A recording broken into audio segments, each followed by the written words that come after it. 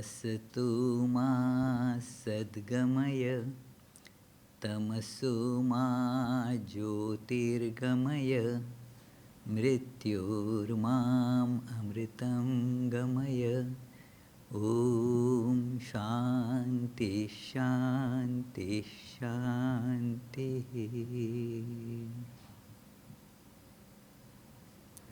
Lead us from the unreal to the real, from darkness of ignorance to light of knowledge, and from death to immortality. Peace, peace, peace.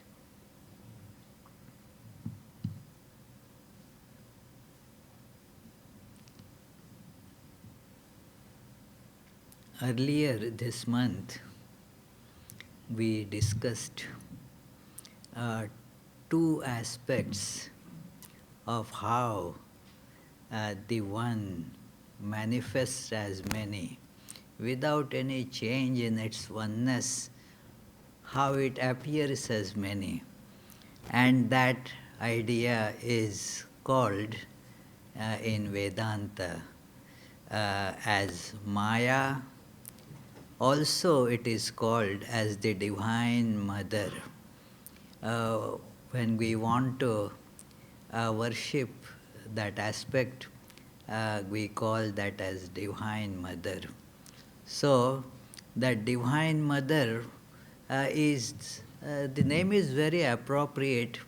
It is Mother of all, in the sense that all the manifestations, everything that we see around has really sprung from that one through this matrix of Divine Mother.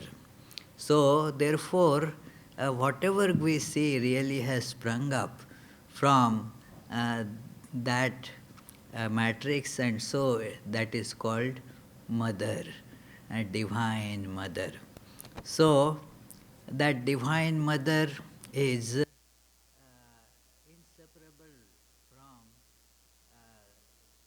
God or Brahman or the reality, and therefore, although it is seen as the cause of bondage, it also is the cause of liberation. And as we saw the earlier two aspects, today we are going to speak about mine and yours, the life that we lead. One aspect or the very basis of this is something is mine and something is not mine, belongs to somebody else, that is called yours. And this is mine, this is not mine. And this is my country, this is my town, this is my house, this is my body, and this is my soul. And then everything else belongs to somebody else, not mine. Your country, your community, your town, and yours usually is not as good as mine. Mine is great, yours is not as good. So that is, and our life is based on that. So how does it come up? We had seen this slide earlier in the discussion of time. These three aspects of this matrix, time, space, causation. First we had seen space on November 3rd. Then on November 10th, we saw this idea of time. Then there was a break, another beautiful talk by Dorothy Abram last Sunday, and today we will be looking at causation. This prism of space, time and causation generates what we call our universe, which is fluctuating, which is full of contradictions, and which is a big bondage that we have to get in. So, this one appearing as many, that is the idea. that is very prominently presented in Vedanta, that the reality is one, the truth is one. One not in the numerical sense of the term, but one that is the foundation, unchanging foundation of all many. An example I had given was like the one screen on which you see the movie with all multifarious objects appearing, moving, forming connections, and so forth. Just as that unchanging one screen is the reality of all that appears and keeps on changing, ultimately goes away, leaving the screen intact as it was before the movie started. So, this idea we saw earlier in terms of space, here and there. Uh, we perceive the separateness in objects, like I am here, my friend somewhere, say in Australia, and we are separated. I am on Earth, something there is on Mars or Moon. So there is separation, we see separation. Even in every two objects, we think of them as two only because they are situated in different points in space. And we saw how actually this concept is very difficult to define in very clear terms, because the space actually gets defined by the objects, and then we say that things are in space. That without objects there is no idea of space possible. But that is how Swami Vivekananda mentions in his lectures on Jnana Yoga, that how without the objects you cannot get any idea of space. Think of space, for example, that there is no object at all. Just try to visualize. There is no object whatsoever. Can we get any idea of space? It is always thought as between these walls, a space between two things. When you take away all things, the concept of space also disappears. It was a phantom generated by the objects. So, similarly, now and then, the time. This is it is changing, events happen. The multiplicity that we were seeing, that was not a stationary multiplicity. It keeps on changing. Events keep on happening. It is not a still picture, but it is a movie. So we see the events happening. Big Bang happened, and then so many things happened in the universe. We then got the solar system, then we got the earth, then the earth started cooling down, and then so many creatures appeared. We see all the timeline. It is the distance between the events that gives the idea of time to us. Just as distance between the objects gives the idea of space, distance between the events gives the idea of time. And then about causation. These objects which are separate, continuously moving, they form somehow connections. They form relations, connections, and thus we see them not random, but something gives rise to something else. Something is connected to something else, either in space or in time. When they are connected in time, then we say A that precedes is the cause of B that succeeds. So we see the connection. So this connectedness creates another aspect of illusion born out of this sense of causation, and that is this I and mine. Now we see in none of these three relationships, like relationships through space, the separateness that we see because of space or because of time or because of this causation, mine and yours. The very first slide that I had shown about I and mine, you can see mine and yours. That mine and yours, they are kind of constantly changing. What you call mine at one moment, you don't call it mine after some time. Mine is a very relative term. It is, and so many can call the same thing as mine. Mine has, various connotations also. Sometimes it is in the sense of proprietorship. It is my house. This house is mine means I have paid for it, I own it. Sometimes it is in a different sense.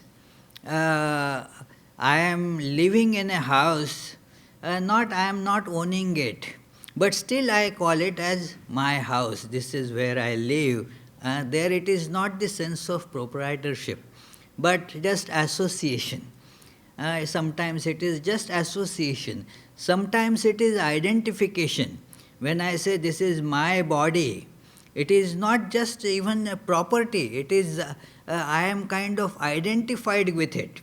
It is very difficult to separate I and my body all the time.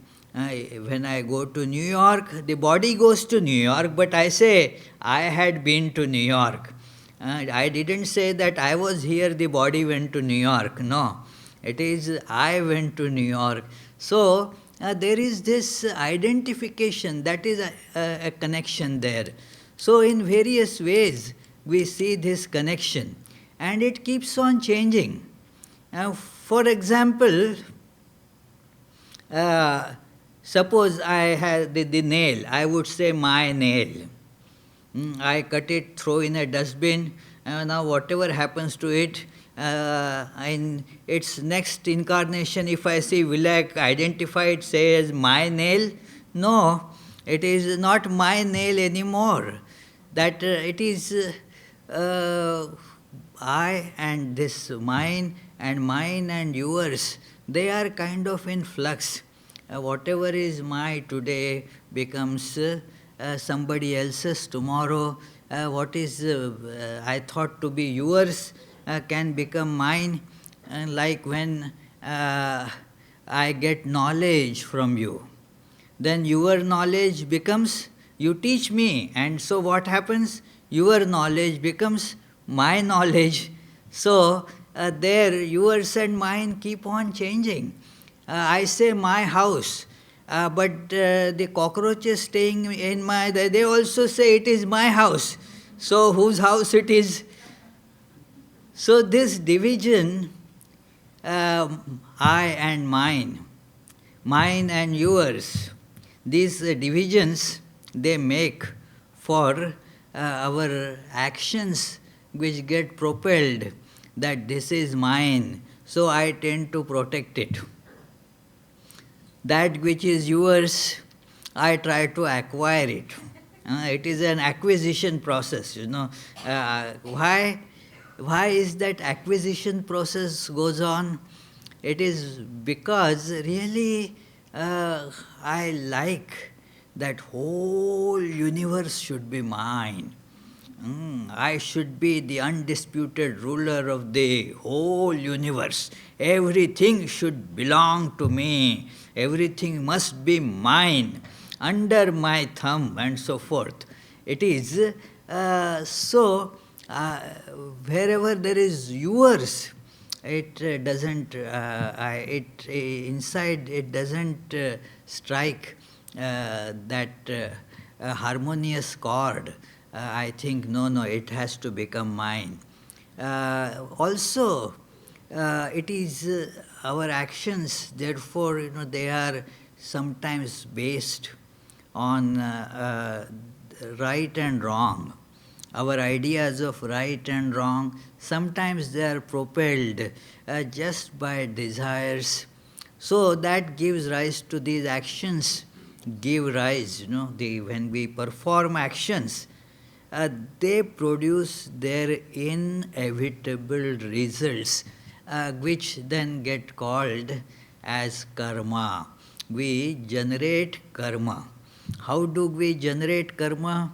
And this word has become so common in English now that everybody more or less understands what it means, that it is something I did, and so now I have to take the result of it. And that yes, I ate what I shouldn't have eaten, and so now I have to suffer. That is my karma. So it is a karma. You develop like that, that whatever usually the word is referred to only when one suffers, not when one is enjoying. Generally it is not said, it is my karma that I am. But it actually, philosophically speaking, it applies to both good as well as bad. And what is good karma? Look, we have that awareness that something is right. Our conscience tells that doing something is right. And when that is with everyone. Now everyone's conscience does not remain at the same level. Something that is very conscientious, something that my conscience tells right, somebody else's conscience may not say the same thing as right. There is an evolution in one's conscience too. That is how people say that previously I used to think that this is right. Now I consider this is not right. So that also changes. But whenever we act according to our conscience, when I feel that what my conscience told, I acted accordingly, then we feel good. I have done the right thing. And so that generates what is called good karma for that person. And bad, that which is prompted just by desires. I don't think there whether right or not right. It is kind of a drag that pulls me. And thus, what I do there may not be conscientiously done, and I feel the prick of it. That goes to generate what is called bad karma. And then this gives rise to bondage. Bondage. All around us we are kind of tied by everything. We struggle for freedom. A question comes, why do we have to struggle for freedom? Because we feel bondage. If we don't feel bondage, there is no question of our struggle for freedom. We feel that we are bound by so many things. It is the bondage of karma, of chasing happiness and suffer. So many things, the bondage of karma. That what happens with bondage of karma? Each action gives rise to its results that we have to take. There is no escape. We have to pay the bill for whatever we go in restaurant and eat, so the bill has to be paid. Now with karma the problem is that the whatever we do and we get back, that itself becomes another karma. Then that gives its results. So that again we have to take. It keeps on going on like an unending cycle. It is a bondage, never ending. So that is called the bondage of karma. One action gives rise to another action, that action gives rise to another action, and it keeps on growing and growing and growing, never an end comes to sight. Many times we can examine our own lives and see that we say many times this one thing, and then if I do it and finish and all done, then I will be a free man or woman. Does it ever happen? That action leads to another action, then another action, then another action. I hear from many, and they tell it sincerely. I don't mean that they are insincere about it. They think that, well, yes, once my kids, they are grown up, they are on their way, then I will be free. Then I will devote myself all to spiritual life. Now, the kids grow up, yes, and then even they get married, they get their kids. But this person then falls in the bondage of taking care of the grandchildren. Okay, I will have to wait till my grandchildren grow up. And then, so it never ends actually. So that is the bondage of karma. Goes on and on and on. It never ends. Then the bondage of chasing happiness. And bondage of chasing happiness, why it is a bondage? Because whenever we feel happiness somewhere, automatically we go after it. We are forced to go after it. And then the result, had it been happiness, would have been the result very good. But what happens is, chasing happiness brings misery. And we have to take that, and therefore we keep on looking for next source of happiness. Again start chasing it. It goes on and on. Swami Vivekananda has described it very graphically by a Greek mythology story of the hell of Tantalus. That there is the story of the hell of Tantalus, a king who had done many bad things, and so he was then condemned to a hell. What that hell was? He was provided almost very intense, infinite hunger and thirst. And he was dipped in a lake in water. In that water he was dipped till his almost neck. So he was right in water. And then there were all nice fruits and other edible things hanging around him. When he would feel that, yes, I am hungry, then the fruits would come right up to his lips. And by the time he is about to eat them, they would again start going up, and that is hell.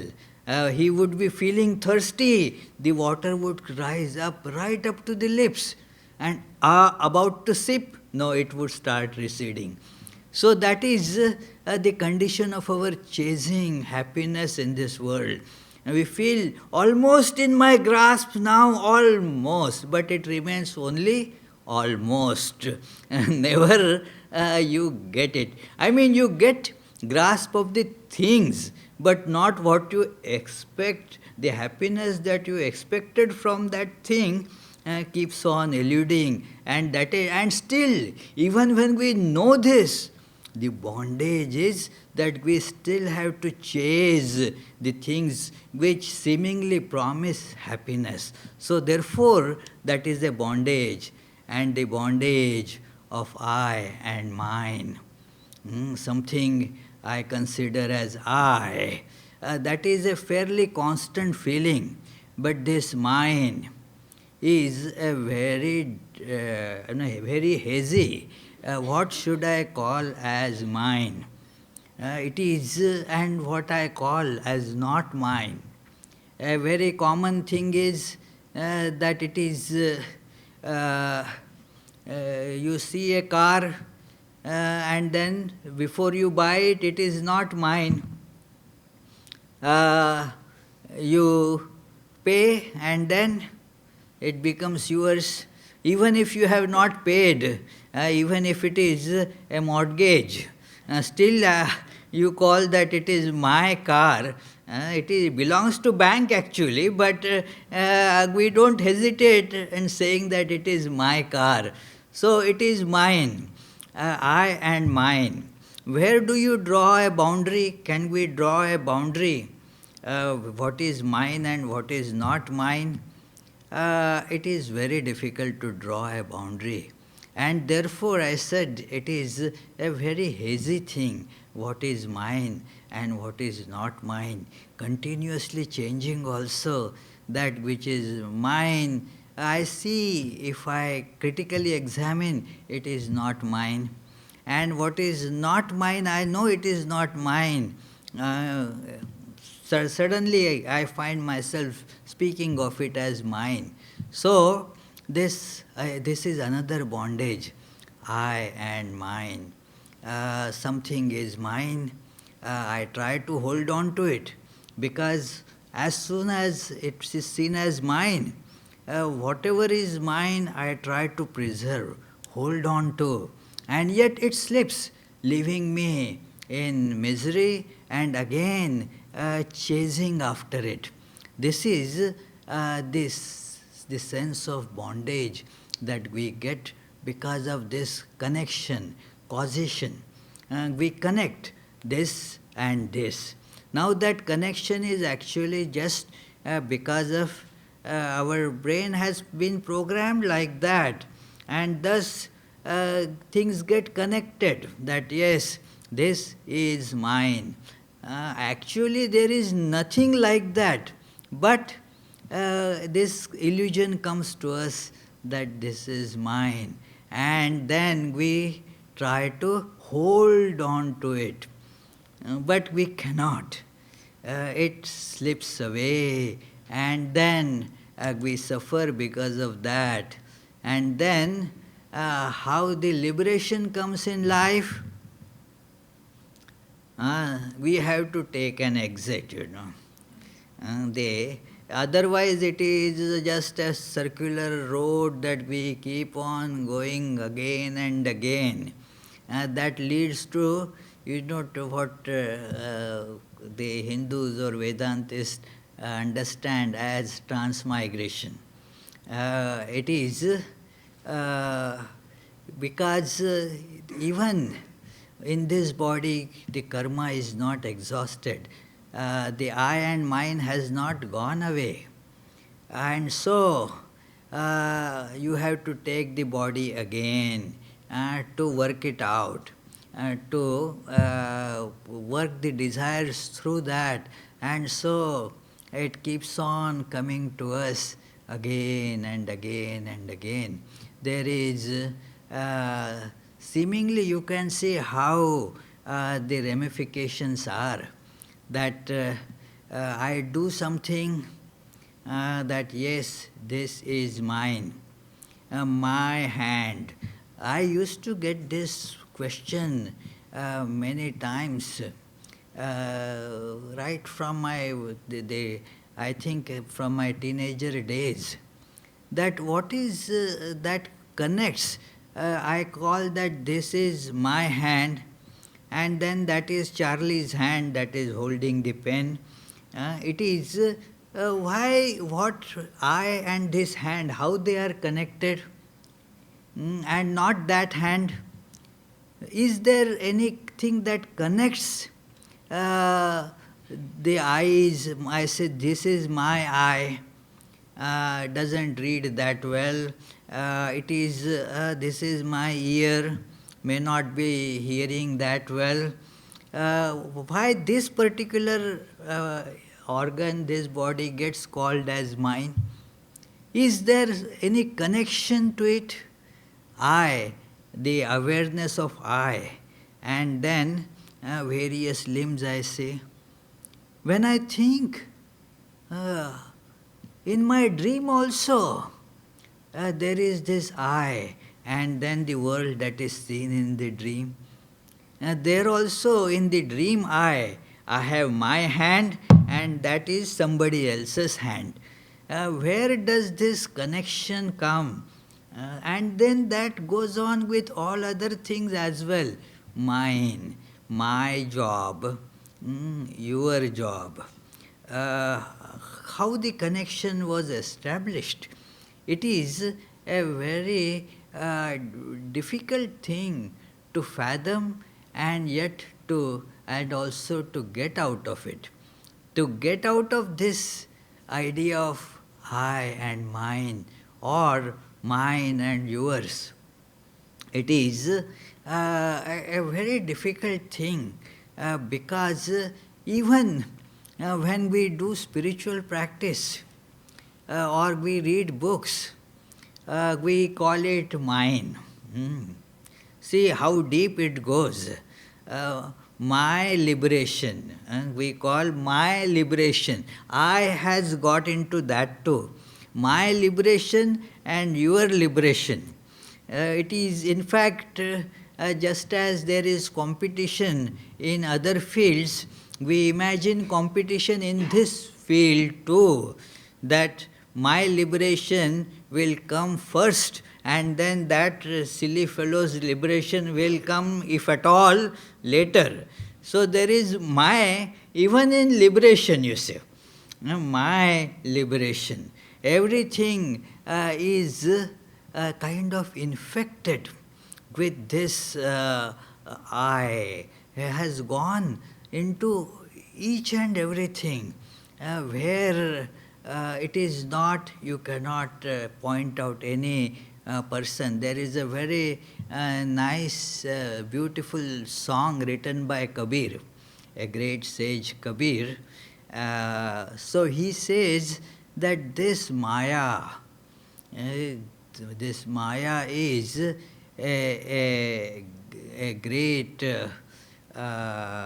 cheat. She cheats everybody.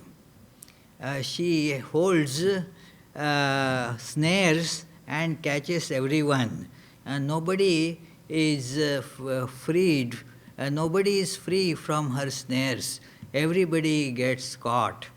And he describes there that how this Maya, he has used female imagery there just to indicate, not that thus female, they are free from Maya, it is with them also, although it is indicated as a female that look, even if somebody is a yogi, she becomes yogini and goes and sits with and holds on to that person, binds that person.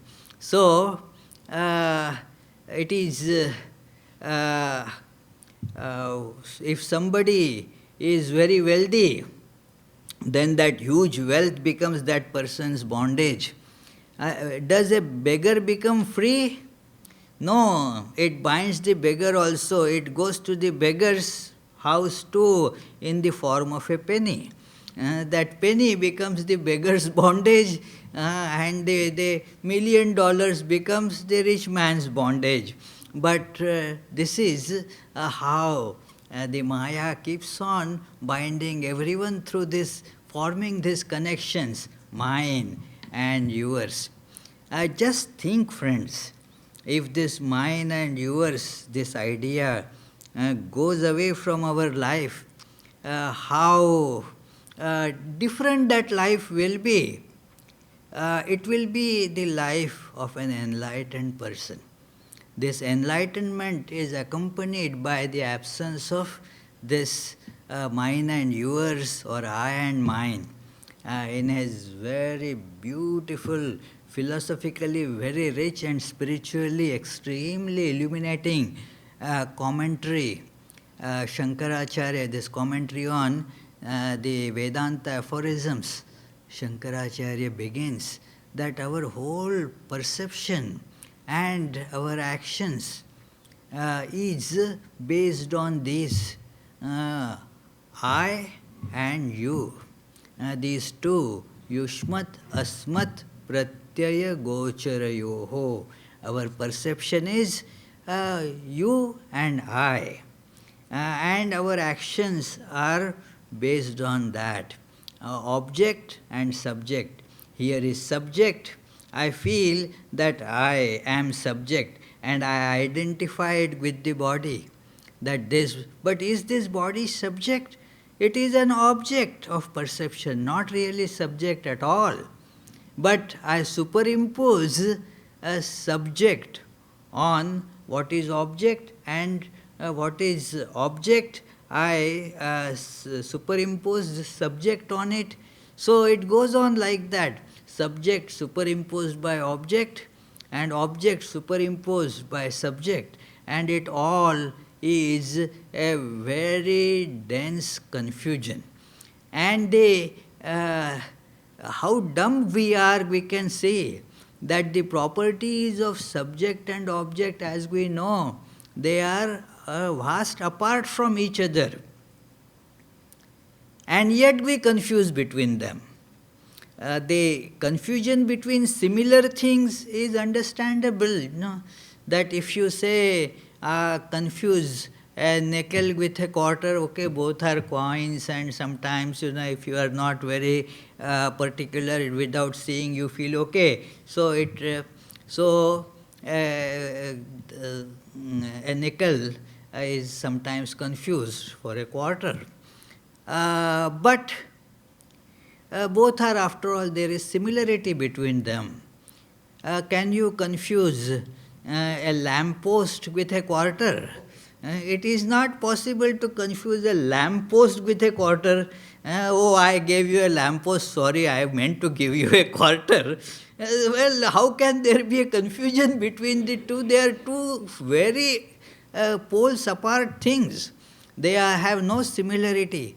So similarly, this object awareness and subject awareness, they are so different. And so Shankaracharya mentions there that therefore they cannot really be confused, and it is only owing to extreme dumbness that we are confusing between the two.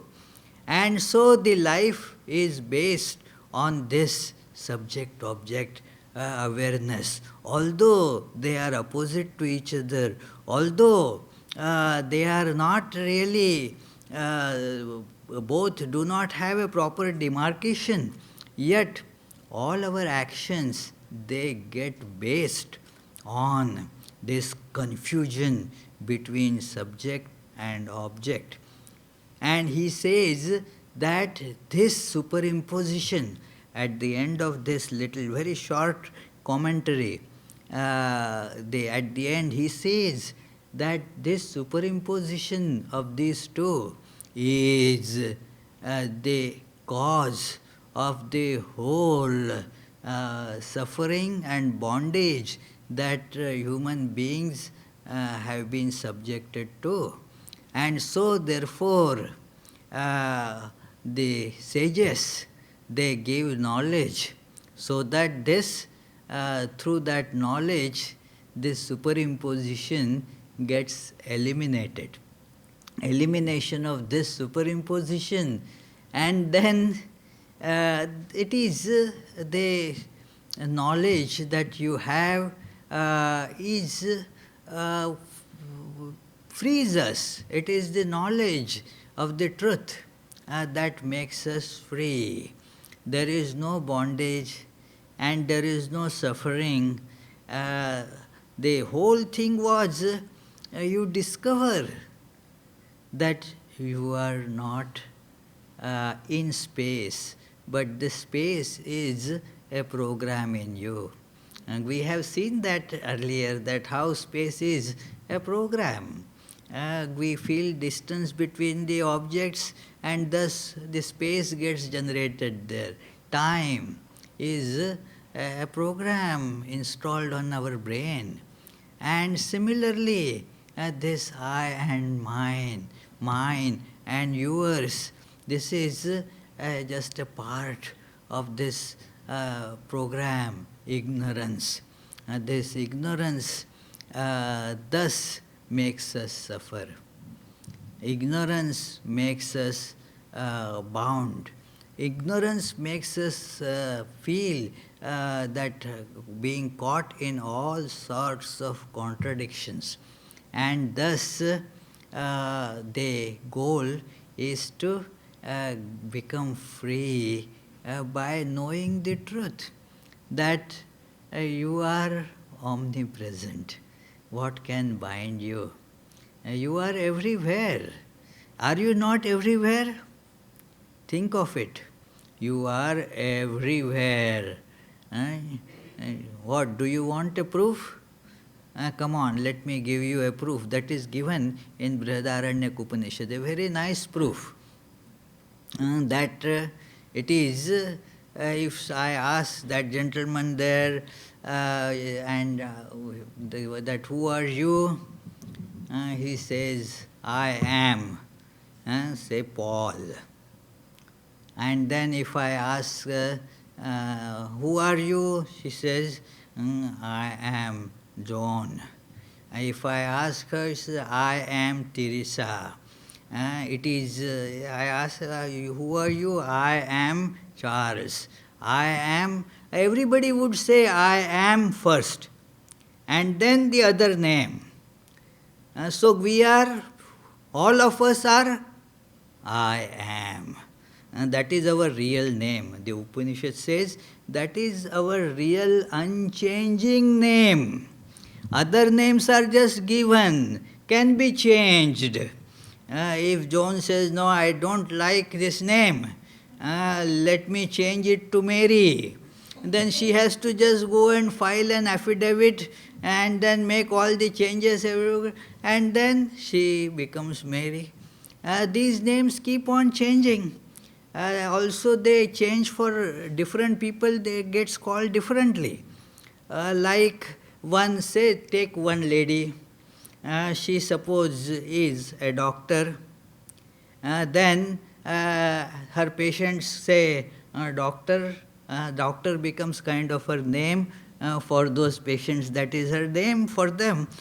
Then her kids, they don't call doctor, they would say mom.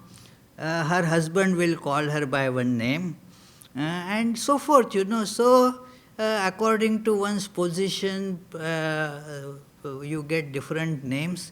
So, these are continuously shifting, changing names.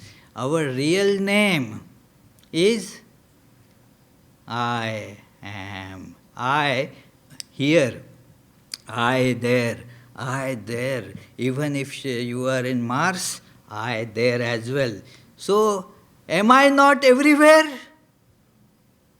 Am I not everywhere? What, did you get the proof or not? I am everywhere. What, Koel, did you not get proof? I am everywhere. So, I am everywhere. So, everything is mine. And that is the truth. Therefore, we try to have everything mine. It is all mine because that is the truth, that there is nothing like you. Everything is I. So, that being the truth, that knowledge now removes all bondage in our awareness. And now I seek happiness from here, there, because I feel limited. But when I know the truth, that all happiness is already in me. I don't have to seek happiness. I don't have to get happiness. I am happiness. So, I am bliss. This knowledge alone, friends, can make us happy. There is no limitation to me. What can bind me? Even time, space cannot bind me. There is no chain that can bind me, and therefore there is no bondage for me. Thus, this knowledge liberates. In very simple words, Sri Ramakrishna used to put it, therefore, that I and mine, this is ignorance. Lord, you and yours. Or he used to pray to Divine Mother, O mother, you and yours. That is knowledge. You and yours means here, why? Because this sense of I am superior, that becomes a cause of holding on to this world further. So an antidote has to be provided. So instead of saying I, say you, reverse the roles. So that is a practice told in the yoga, that if you have one problem, then reverse the process, pratipaksha bhavanam. If your mind is disturbed by something, then take up the reverse thing. It is like we had, suppose you have a metal sheet to be put somewhere, you bought it from the hardware shop, it comes in a roll. Now it won't stay flat. Even if you make it flattened, it will again get rolled. So what is done? Those who are in this business, they know. They reverse roll it. They roll it reverse. And then keep it like that for a little while. And then when they untie that, unroll it, then it comes out straight. So we have gotten into the habit of always I and mine. So therefore replace it by you and yours. Oh mother, you and yours. You are the reality and you are everywhere. Everything is yours. Thus, this ego will cease the function in our life. And then, when that is done, this I is removed. It is difficult to describe the situation, because even for description you use I, so, and you. So it goes that stage where even the words they become redundant. They cannot describe, but one can experience that. So that is how this understanding of Divine Mother in this way, that is the force that makes things appear as many. Although one that appears as many, it is a very prominent question in philosophy of any religion. And there is nobody has any adequate answer to it. Had there been an adequate answer, this question wouldn't have been asked. It gets asked again and again for thousands of years. That if God is one, why we see many? It is usually not asked in this philosophical language. It gets asked in more practical terms, that if there is this God who is one, who is all pervading, who takes therefore care of the world, why that God has created misery? Why that God has created suffering and injustice in the world? The other question never gets asked. Why did the God created happiness in this world? Do we ever ask this question? Only when it is suffering. Why did God create suffering here? Why did God create injustice here? So sometimes we feel that if I had been entrusted the job of creating this world, I probably would have done a better job than God. So why there is so much of misery and suffering? Nobody can answer this question in terms of, the giving answer. This is the reason for suffering and so forth. When you see the truth, then the question disappears. The question doesn't make sense anymore. You see that this one never really became many. The suffering was because I was not seeing the one, I was seeing many. If you see one as well as many, there will be no conflict, there will be no suffering. If you see only one of these, then the problem comes. It is one and many. This one appears as many without any change. This experience removes all conflicts in our life.